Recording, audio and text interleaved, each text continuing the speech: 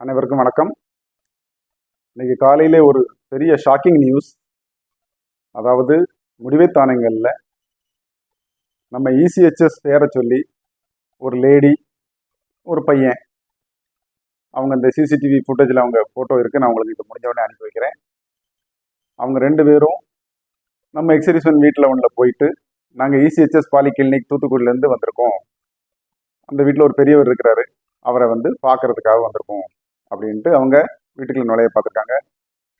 நல்ல வேளை அந்த அம்மா கொஞ்சம் உஷாராக இருந்தவங்க, அவங்களுக்கு தெரியும் நம்ம இசிஹெச்எஸ்க்கு வர்றவங்க, அதனால இசிஹெச்எஸ் பாலிகிளினிக் உங்களை பார்த்தது இல்லையே, நீங்கள் அங்கே உள்ள ஸ்டாஃப் இல்லையே அப்படின்ட்டு அவங்கள பெர்மிஷன் கொடுக்கல, வீட்டுக்குள்ள வர்றது விடலை, அவங்கள அனுப்பி விட்டுட்டாங்க.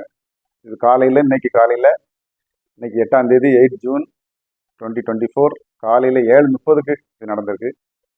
எவ்வளோ பெரிய ஷாக்கிங் நியூஸ்னு பார்த்துக்கோங்க. நம்ம இசிஹெச்எஸ் பேரை சொல்லி வீட்டுக்குள்ள இப்போ என்ட்ரி பண்ண ட்ரை பண்ணியிருக்காங்க.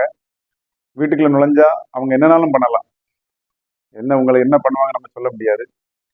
ஸோ இந்த மாதிரி ஒரு சந்தர்ப்பத்தை நீங்கள் கொடுக்க வேண்டாம்.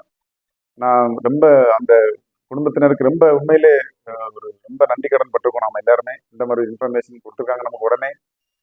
அப்புறம் அவங்கள வந்து அனுமதி அவங்க கொடுக்கல, ரொம்ப பிரேவ்லி அவங்க ரொம்ப ஆக்ட் பண்ணியிருக்காங்க. அதுக்கு ரொம்ப நன்றியை தெரிவித்துக் கொள்கிறேன்.